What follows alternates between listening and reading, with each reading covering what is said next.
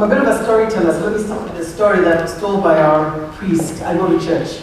She didn't say that. I know I don't look like it. And he was giving a story of Adam and Eve, and apparently Adam came home late one night, quite inebriated and very, very late. And Eve was really, really ticked off, and she's like, listen here, where have you been? He's like, listen here, I don't know what your problem is. It's only you and I in the world, eh? So what's your story? what are you thinking is going on? She keeps quiet, she's like, okay. So of course he does what every man does, he goes to bed and he blacks out. And at 2 a.m. he wakes up and he feels something poking him, and he's like, Eve, what is it? And she's like, I'm checking to see if there's any missing ribs. By way of background, I've sat on about 15 boards. And on these 15 boards, I've sat on multinational boards, I've sat on private company boards, I've sat on NGO boards, I've sat on some international, one board of the African Development Bank, a facility of theirs, I've sat on parastatal boards.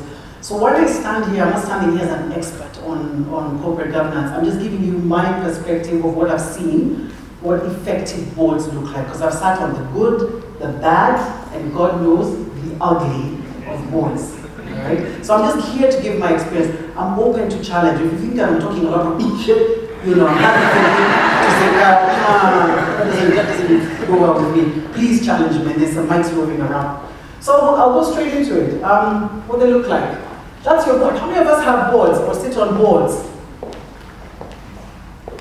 Great stuff. Excellent. So you'll probably resonate with a lot of what I'm saying. The board is the ultimate governing body. It's set up, whether it's a private company, because it's the directors are set up by the memorandum and articles, or whether it's an NGO, usually there's a trust deed, yes? The way I keep giving this story, Africans, you guys have Sanskrit, yeah? You've got written, there's a way that in the Indian culture it was written. Africans, we wrote nothing. The only way that we passed our history down was by talking, giving stories. And the only way that the next generation was hearing our stories was because people would say, aha. So if I ask a question, please don't just give me a blank look. I need to see that you're listening and you're hearing. So, NGOs, they have or maybe some of us don't know NGOs. I know because some NGOs here. Yeah, they have a trustee, isn't it? And that's the one that gives the power. That's the one that creates the board. Because the ultimate power of any organization sits at the board. And then the board can either implicitly or explicitly delegate management its power to manage, right? So what we call them a delegation of authority. Some really good companies have it. The board says, we're delegating the authority to manage to you, the management. And these are the limits within which you will manage. Anything outside this delegation of authority comes to the board. Sawa? Thank you. We're together. So what I said in my experience, so I'm speaking primarily to business owners, all right? I'm speaking primarily to business owners as to what the role of the board is. But I've had some people come to me just before we started this session and say, look, I'm sitting on a board, or I'm planning to sit on a board, and I also want to know what benefit, what value I'm supposed to be bringing to the board.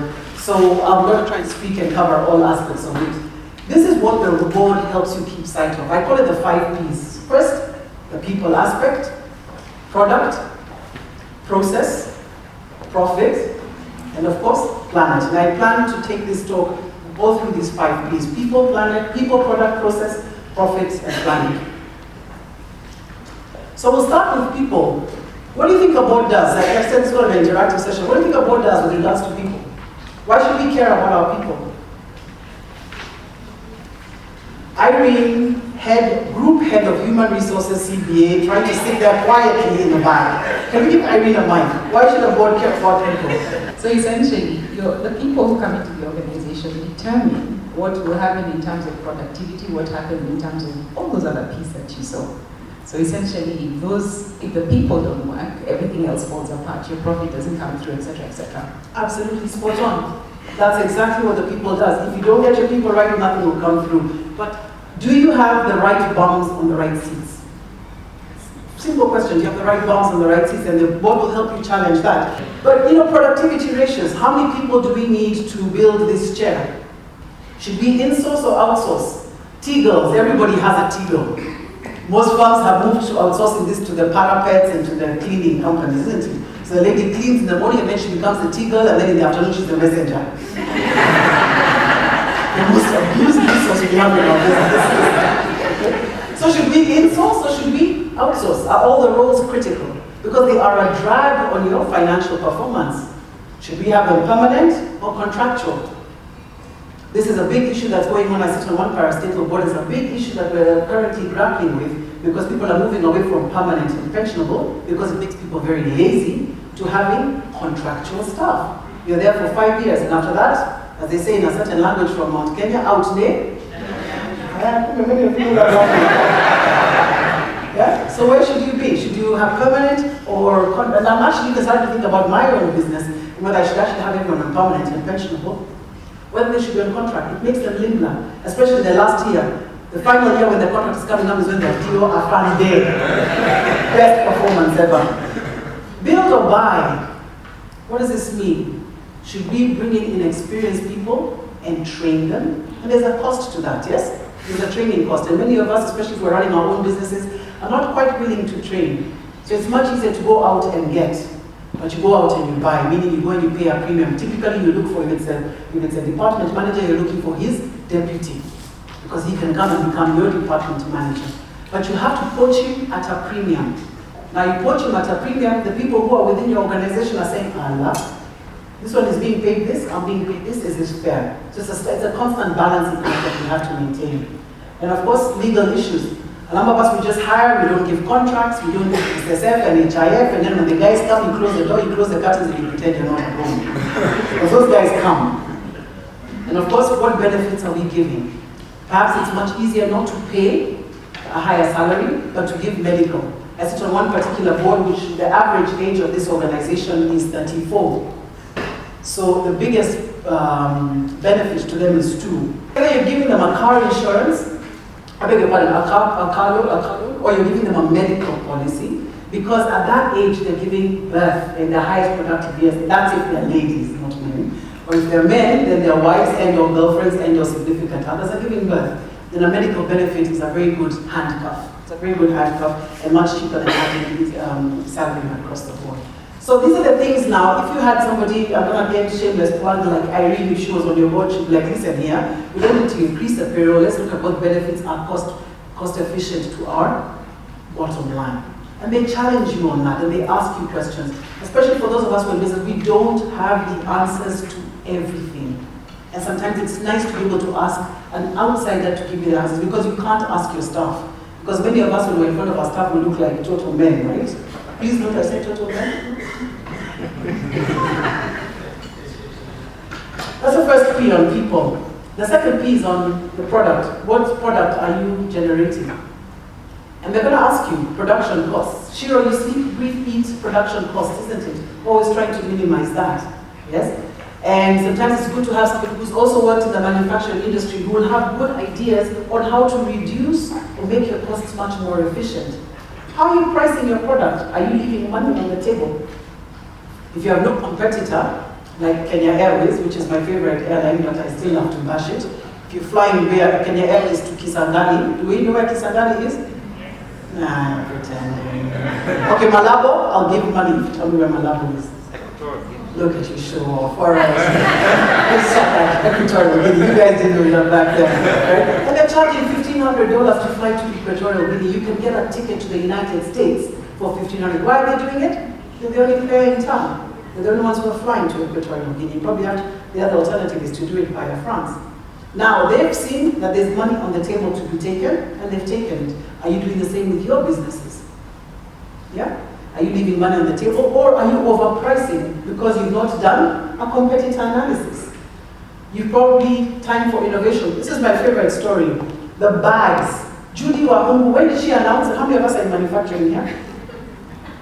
How many of us are in manufacturing? See that little? No, okay, apart from you, Shiro. Nobody else is in manufacturing? Seriously, for real? Thank you. How long ago did Judy Wahungu announce that she's banning? 3 years ago? You see, some of us don't even know. So some of us say 3 years. Okay? 3 years ago? And then 6 months she said, do or die. Come on, buy me, buy and tajua malenge me, more than. I'm going to die. Alright? Now, if I was on your board, I'd say, why aren't you taking her seriously? Especially if I was on the board of someone who's a manufacturer of bags. I would ask you, what are you thinking? What are you trying to do to innovate? Because this thing might come, and you know what you tell me? We've seen this thing so many times. How many ministers have tried this thing and failed? Please, we know it. Come on, guys. There's a 10-man rule. Have any of you watched a horrific, if you've been to my class, I've spoken about this movie, a horrific movie called World War Z? Horrific movie. Don't watch it. But there's an excellent lesson that comes out of it, and essentially what it was some zombies that was going around and taking over. All they had to do was bite you in there and you're done, you become a zombie. And they had the main character called Brad Pitt, I can't remember his name, but he was going around the world, and he was trying to source, he came to discover that Israel, the country, had prepared for such an eventuality from before. So he flew into Israel, and he gets to meet with the minister who was in charge of setting up a wall. Because what they did in Israel, they built a wall, it's like a 30-foot high wall, to protect the entire state. So that if such an eventuality happens, they can be able to limit who's coming in. So he's sitting there and he's asking the guy, what made you build this wall? And he said, this is from the movie, he says that Israel, after the Yom Kippur War, you know about the Yom Kippur War, okay? I can see just a few of you, including Mr. Equatorial Guinea, and not the rest of you. Google is your friend. After the Munich, you remember they had some Olympic killing of athletes in 1972? There were about 10 or so, they caught them by their hands down. And then they had the Yom Kippur War was, if I'm not wrong, it happened because their whole air force was bombed by the Egyptian army. Because these guys were asleep, because the Egyptians knew these guys go for breakfast between 6 a.m. and 7 a.m. Then they go to look at their jets. So if you need to bomb the Israelis, bomb them before that. Anyway, after these 3 incidents, Golda Meir, he says, she was the prime minister, yes? Introduced the 10-man rule in the cabinet. And the 10-man rule was always, we're always going to assess operational risks, all right? If 9 of us agree that this thing can never happen, that Judy Wabungu will never be able to pass this law through, there must be a 10th man who says it will happen and who must put into place all manner of processes to ensure that if that eventuality happens, they're covered. And they call that the 10-man rule. Very, very interesting. And I like to use it with regards to boards, because the way you can do it, we call it black hat thinking. You can always tell one board member, can you put on a black hat and say, this idea that we're having, you know what, we're not changing our processes, this thing of Judy Wahungu will not go through. Can you put on the black hat and say, if it goes through, what do we need? And what would you have done if you were on that board? If I was the 10th man, I would ask management to consider what it would take to use alternative materials, look at the costing, look at the pricing, look at what other countries have done, because it's not new per se. Absolutely. Absolutely. And have you gone to supermarkets and seen they already have other bags? Yeah. I mean, you know, there were some people who actually woke up and said, you make noise, that's okay. In fact, with you making noise in court, asking for an injunction, and meanwhile back at the ranch, we're preparing these other cloth-like bags. You have to innovate or die. And last but not least is obsolescence. Is your product going to become, or service, going to become obsolete? And if you've walked into any bank today, you can see the number of cashiers are starting to reduce. How many of us, if I was to do a show of hands, how many of us have a banking app on our phones? It'll be most of you. Okay? The number of times that you're going into a bank is reducing. The role of a banking cashier is becoming less. And if you speak to Equity, very interesting, they've got a very interesting strategy. They'll tell you the Equity bank branch was typically 4,000 to 5,000 feet, remember? And in 2 floors. If you look at how the new branches that they're rolling out, much smaller, because they've managed to push members where? To their phones. Okay? The bank branch is becoming obsolete. What else is becoming obsolete in your relevant businesses? Have you thought about it? And the problem is, and I'll speak as a business owner, because you started, it's like giving birth to a baby. Because you've started that baby, you can't see it. You can't believe that this product is obsolete. How? How? I see you nodding your head. You're doing event organizing, right? Yes? Can a robot organize the event? Yes and no. Of course you say no. Last week I was teaching in Strathmore, Uganda. We were teaching NSSF. NSSF Uganda, very switched on group of people, very young, surprisingly, but very, very switched on. And what I was challenging them about this exact thing, about obsolescence, product obsolescence, and the fact that we could have robots doing many of our jobs. the one guy nearly had a baby there. He's like, never! Like, what does he do? He's like, that's a guy in charge of investments. I said, in fact, you're the one who's going to be removed completely. I said, why? No, you need a human. Some of those decisions, you've got to be able to look at the interest rate scale and the ladder and all. I said, can you put all of that into an algorithm? Yes, but! I said, my friend, you need prayers.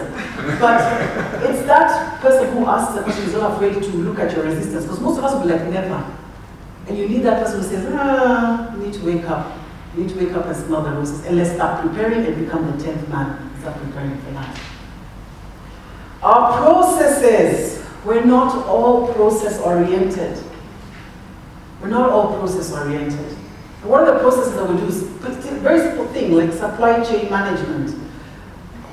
And what do I mean by supply chain management? I sit on the board of EABL, which is very interesting because they have one supply chain director who looks at from the farm, those of you who drink Senator, have you done every drink Senator? There's a point where you pretend we're happy. It's okay, it's Strathmore business, we drink wine, we drink. So you can put your hand up and drink Senator, we will judge you. But who's involved from when that seed goes into the ground to plant the sorghum, okay, to when it comes out, to when it goes into the factory, to all the inputs that go into it, to all the inputs that go into putting up that bottle for the beer, to all the outputs, getting the beer into a bottle, getting the bottle into a crate, which are the logistics that need to go out and getting it. It's one supply chain, and it's pretty fascinating. It's a learning for me in terms of having one person who's actually able to look throughout the chain and can therefore see if we have a problem with our raw materials. We're going to have a problem because we're going to have a factory that's idle capacity. We'll have salaries to pay, and there's idle capacity. What are we going to do? My accountant, he's an amazing young fellow who's very digital and very proud to say that.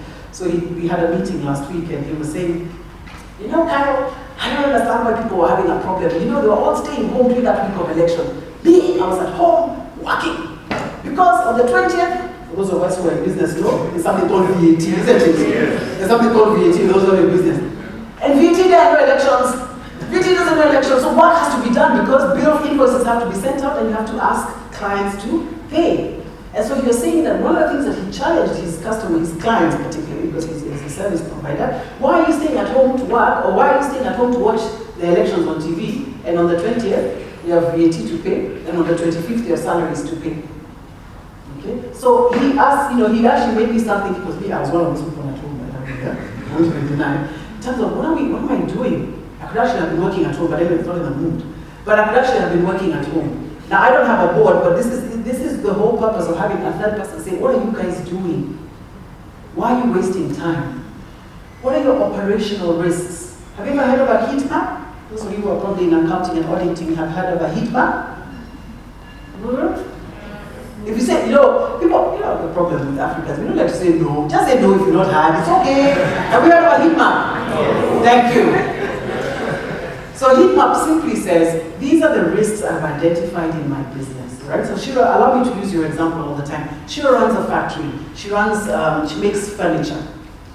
What's her key risk? That she won't get wood for her furniture. What's her key risk? That she won't be able to get to the market on time. What's her key risk?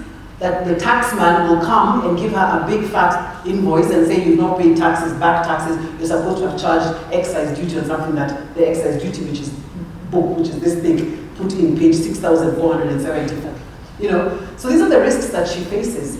But she's too busy because right now all she's trying to do is run a business. So what a heat map does is say, what are the 10 risks in your business? What's the likelihood of them happening? Where the likelihood goes from 0 to 5, 0 meaning minimal, to high meaning high likelihood. And then what is the impact? Okay, so likelihood on the y-axis, impact on the x-axis. And then you plot, and you're starting to see the things that will have a high likelihood of happening, but a low impact. Okay? So high likelihood of happening, tax will go up, right? Where do you think that will be? Medium impact? Probably. High impact, that affects your bottom line. Now, factory burning, likelihood is high, yes, because you use blowtorches, therefore you got gas.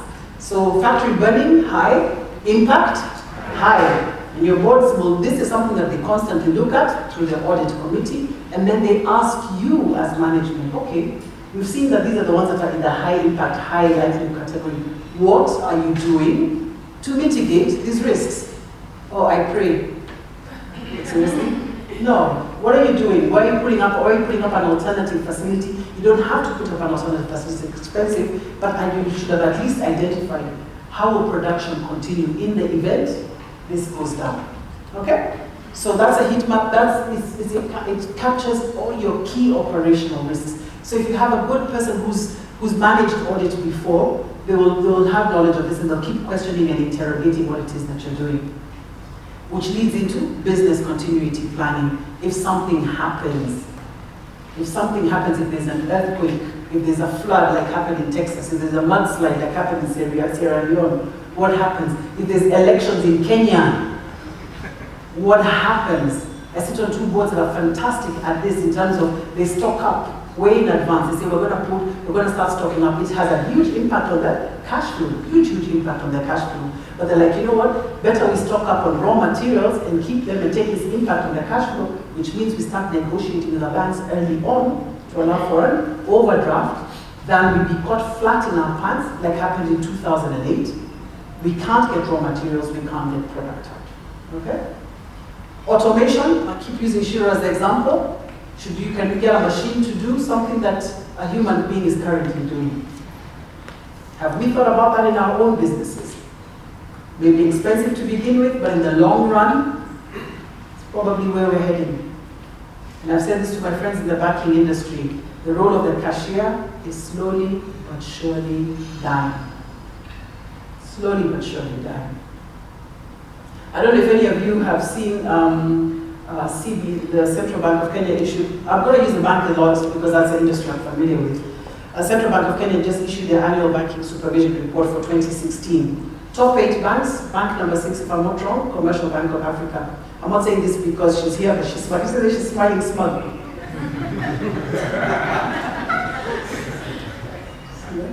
That's how the CPA guys go. They have 12 million customers. 12 million customers, Commercial Bank of Africa. The next one is Equity at 8 million, and I think KCB at 7 or something. But have you seen Commercial Bank of Africa's branch footprint grow? No, those are all primarily M-Shwari customers, yes? Of which there were maybe 10, 11 million of that 12 million M-Shwari customers. It's ridiculous. And it's all an algorithm that was created on the phone. CBA was a mid-sized bank not too long ago. M-Shwari just took it through the roof. Okay? So automation, key thing. And of course, how are we doing our contracts? Do we even do contracts? Do we even see, or do we get a shock in the morning when we find when things go wrong and you're like, oh my God, I wish I knew. I wish we had somebody look at our contracts. Okay? So I would say board positions are very few. Don't give a lawyer. These are some of the things that we can outsource. But it's good to have that challenge. Somebody who can go sit in your board and say, have you had a lawyer look at this?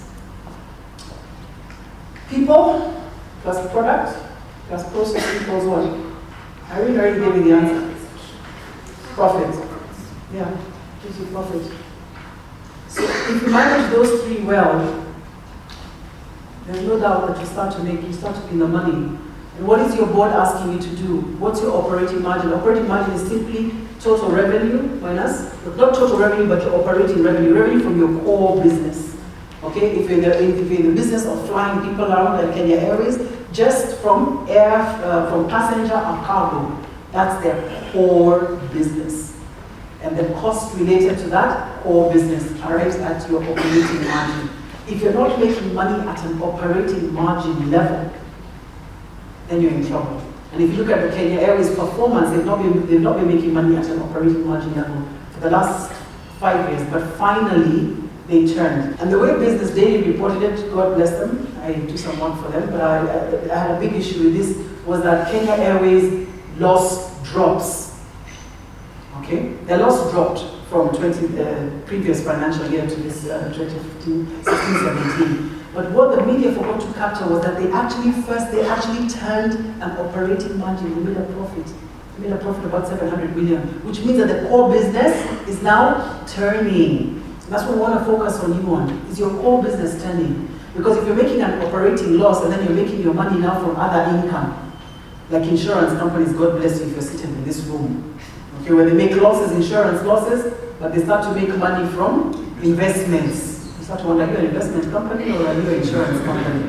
And they're taking our premiums so they can be able to invest. Now you start to understand why it is when they start to they become mteja when you have a car accident and you need a car. Dividend policy, is this a time to pay a dividend?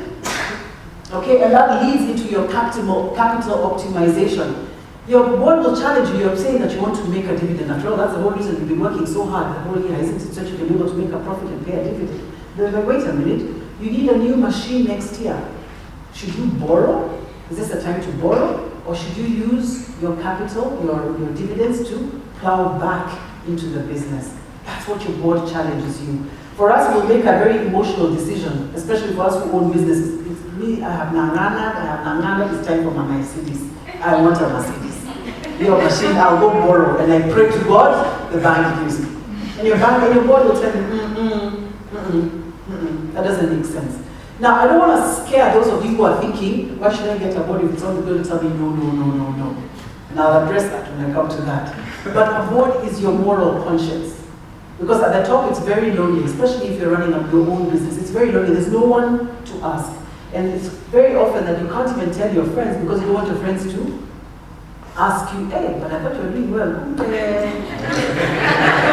that's cross factor is for nothing, yeah? And then you were in Dubai last year. So it's very lonely, but your board will be confidential. And I will talk about whether you should have your friends on your board, which you shouldn't, but I'll come to that. Your board will challenge you on return on assets. The assets that you're using to run your business, are you sweating them? Dorothy Getuba runs Spielworks Media. They make amazing television shows and she's been selling them to Mnet. I know she looks very quiet over there, but she's a power broker, you see her there. So what are her assets? Her cameras, all right? And they'll ask you, well, should you buy your assets? Should you buy your cameras? Or should you lease them? Should you buy your studios? She's got amazing, huge spaces of studios that she's able to have. She can make how many shows? Stop trying to pretend you can't hear me. You know you're all about yes. 10, 15 shows filming at the same time because you've got various studios. Amazing. And so she needs huge warehouse space. So there may be a temptation to, you know what, why do I have to keep hunting for warehouses? Why can't I just buy a big warehouse? But is she going to get a return on her assets? Because that capital has been locked. And if I was on her board, I'd tell her, why are you buying, investing in a warehouse when you can lease?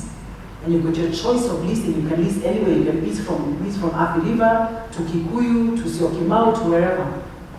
And therefore not drag down your balance sheet. Take that capital, buy more cameras. Take that capital, hire more actors. Okay? Or script writers. And of course, return on equity. How much capital have you put into the business? Should you very cheekily borrow more, which speaks to the capital optimization? If there's a sucker out there who can lend to you, take it. Sweat their capital. Okay? And you get a higher return in your equity. Last but not least, your planet. We are very focused as business people. We're just focused on our customers and our business and getting our work done, but there's a wider planet. There's a class called Owner Manager Program. You're on the OMP, yes? You're in the MBA, sorry. So the Owner Manager Program runs here at Strathmore Business School, and they usually do a joint program with Lagos Business School. And I do a talk like this about how to formulate a board for your own companies. And one Nigerian, 2 or 3 years ago, one Nigerian sister and says, listen here, I don't know about you, but us, we need a policeman on our board. And he said it live, it's not hiding. I said, why? It's because, especially if you're in manufacturing or if you're in distribution, to move your goods from here to here, the number of times you'll be stopped by cops. So you need a cop on your board so people know that company, don't touch. Okay? True story, that's what he told me. Okay? So who should be on your board? So that's a company that's already done a quick stakeholder analysis, that the police is a key external stakeholder. All right? In Kenya, as we know, KRA is a big stakeholder. You can't be in business and not be aware of the taxman and the impact that they have. So who are the regulators? If you're in a regulated business, Ministry of the NEMA, NEMA affects most of us here, especially for those of us who are in manufacturing. Who are your suppliers? Are we keeping them engaged? Who are your distributors? You want to make a change in the way you're pricing. Have you engaged your distributors? Do you have exclusive relationships with them? Can they go out? A classic case when Competition Authority of Kenya came up and said that Safari could no longer have exclusive. Do you remember the exclusive distributors? Yes. Thank you. Yeah, you could only be a Safaricom agent, you couldn't be a Safaricom and an Airtel agent. It took the regulator, the Competition Authority of Kenya, to come in and say, that's a contract in restraint of trade, as it were. You should open up the business. Your customers, unions, we can mess you up, and we've seen that. I'll keep using Kenya Airways as an example. Classic case of unions that can bring down the business. And of course, industry association, whether it's KEPSA or Kenya Bankers Association or whichever association exists. So those are the 5 Ps. And what I want to do now is stop talking, put those up, and honestly, listen, Robo Safi, this is Kenya. I know many of you, some of you are related and or linked to one of these companies. I'm sorry. That's what I can say, I'm sorry, but we're going to talk about it, okay? The reason I say that is because I was teaching on the OMP program, and I was using a case study of one of the supermarkets. And I didn't know that the daughter of the owner of that supermarket was in that class. The next day when I was coming to teach, she disappeared. I didn't blame her. I didn't blame her at all. It can be a very sensitive topic. So I'm apologizing in advance. The 5 Ps. Where do you think those went wrong with regards to the 5 Ps? Pick a company, pick a P. I'll pick Uchumi. I think one of the problems that Uchumi was struggling with relates to profits because of how we used our funding. We can't use short-term funding to meet long-term objectives. For example, I cannot fail to pay my supplier so that I can buy land or buy another property.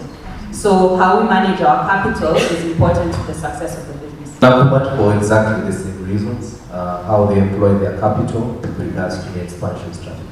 And I'll pick Mumias. Yeah. I think there was quite a combination of product and people. Because if you look at where they're situated, I think every sugar company or every sugar manufacturer is less than 30 or so kilometers from each other. And so from a raw materials perspective, it becomes very difficult for you to be able to source that for purposes of developing the products. So theirs is about product, but also about people, because then the people that they hired, in some instances, were not competent, and in some instances, just weren't ethical in terms of how they operated, and that led to Mumias going down. I work for Danone Nutrition, and I'm basically in FMCG. So I'll just speak Nakumatt and just elaborate. It's a few issues actually. One of the things that we noticed, I think, was the issue with that you just mentioned on planet, because planet affected by product. As you noticed, Nakumatt brought in something called Blue Label. So this was totally independent. This was their own thing. Basically, this messed suppliers, which is their planet, meaning they had to hold back money to be able to sustain that business. But I think that is tertiary or really at the top, because I think the thing is at the heart of it is governance. They lacked governance. I mean, you cannot have your family at a certain level, I think, running a business. You have to have an oversight. Because who challenges you on whether or not you bring your own product?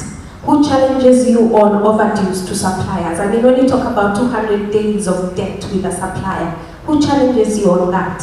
Who challenges you on loyalty by your people? As you notice, people are still there, they're still employed. But who is challenging them on whether or not are you paying benefits, are you not, all of that. So I think it was a combination of things, but at the heart of it, I think the key lesson is governance. Even if it is your family business, you have to have a governing body if you're in it for a long time. And that's a very good point, especially that you made about Blue Label, because the Blue Label argument, they really messed up their suppliers. Because in some of the products, they were actually going to their own suppliers and saying, make so someone who provides crisps, make for us crisps Blue Label, and guess what? We'll put our crisps on this part of the shelf, we'll put your crisps down here. And if you're tall like me, I shop like this, I don't shop like that. So you're absolutely right. So I'll push back on family members because family will have boards. Families, we can create boards. But what we want to encourage is you to bring in independence, to come in and interrogate some of the decisions that you're making that are for the benefit of the family, but have got a wider impact across the board. All of them, people. All the examples. If you really think about it, Yeah. it's people. That's the common thread. Yeah. Okay. So to the point I was making, this is my final slide. Number one, select your directors wisely. Don't select your friends. There's a temptation to go with what is familiar. And I told you I sat on good, bad, and ugly boards. The good boards are not made up of friends. The ugly boards, and I've sat on a few, were extremely toxic, were a bunch of friends. And the fact is that because they're friends, they're doing business together elsewhere. And when that business tanks or goes south, the fights from that business come out to play on this board. So you're just there munching popcorn. What's going on here? You're the idiots. You don't know what's going on, but you can see there's like a dynamic, eh? But you don't understand what that dynamic is. Because these are friends from outside, okay? And they'll bring their issues into this particular board. But that's one example, that's one extreme example. The other thing is that if I'm your friend, I will not challenge you. Because I know you'll catch feelings. And on Monday and on Saturday I have to come for your child's baptism. And God knows I can't miss it because my kids will be upset. Because we are family friends. Okay, so please, your friends, just keep your friends at home in the social circles, in the golf club, and wherever, not on your board. They can't challenge you. Honestly, they can't. And if they do it, I don't know, it's difficult. Now, to the point that you were making about family on the board, I've seen this live. We're giving anecdotal evidence. I've seen this. If you have a family member on the board and you do not create the boundaries, you will have difficulty managing them. So a classic example is I'm the founder of my business, and then I bring my daughter to come in and start running the business. Now she's my daughter first. And when the business is not performing, it's very difficult to have that conversation. Because she'll be like, Mommy, do you know when you're 10 years old, you beat me, and I've never ever gotten over that thing. In fact, the reason I'm not performing now is because I'm still traumatized.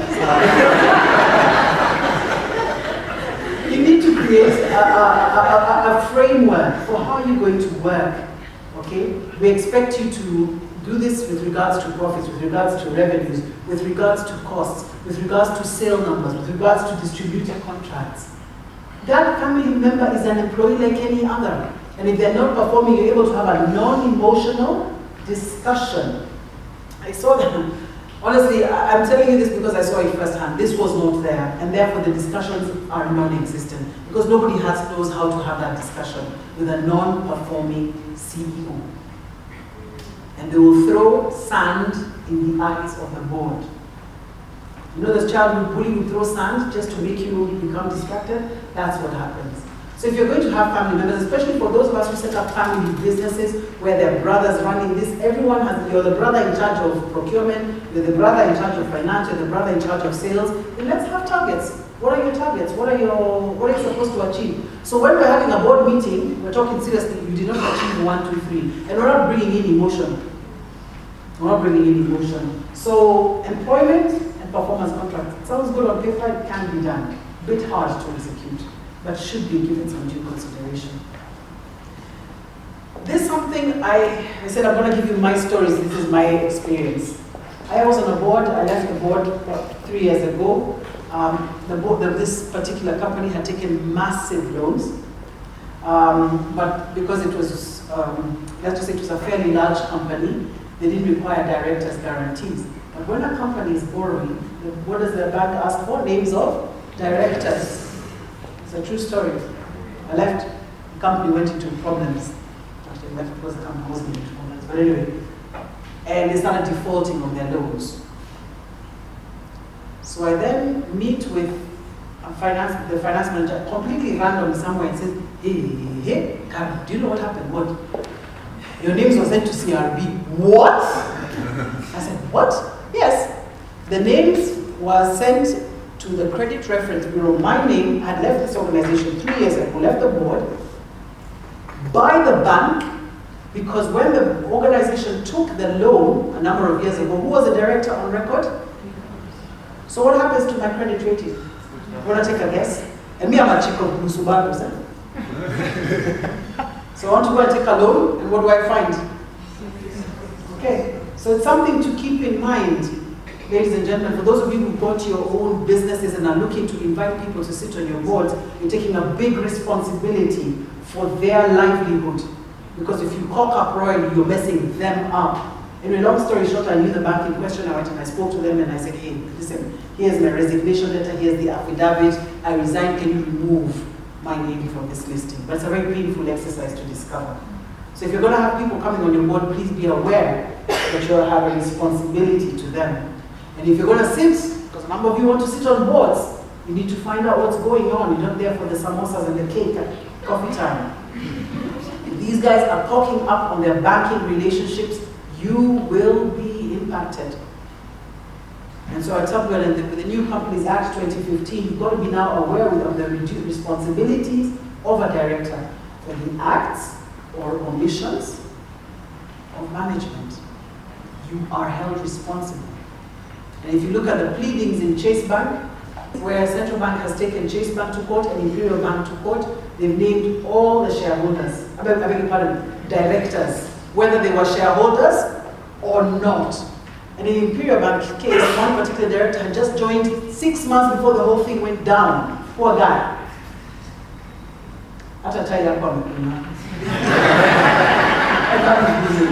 So please be aware of this and be alive to this risk. For those of you who have got your own businesses and are thinking of bringing directors, they need to be remunerated for their time. Now, I'm not saying you pay them 150,000 shillings a month. You can't afford that. But be aware, be alive that they are giving you intellectual input. And therefore, you need to reward them for their time. They need, at the barest minimum, a sitting allowance. Okay? Petrol, and assume that they're driving a Porsche Cayenne, not a Probox. Okay? Last but not least, the chairperson sets the tone. If you get a bad chair, you will have a bad board. I've sat on 15 boards. The best boards had fantastic chairpersons. The worst boards had useless chairpersons.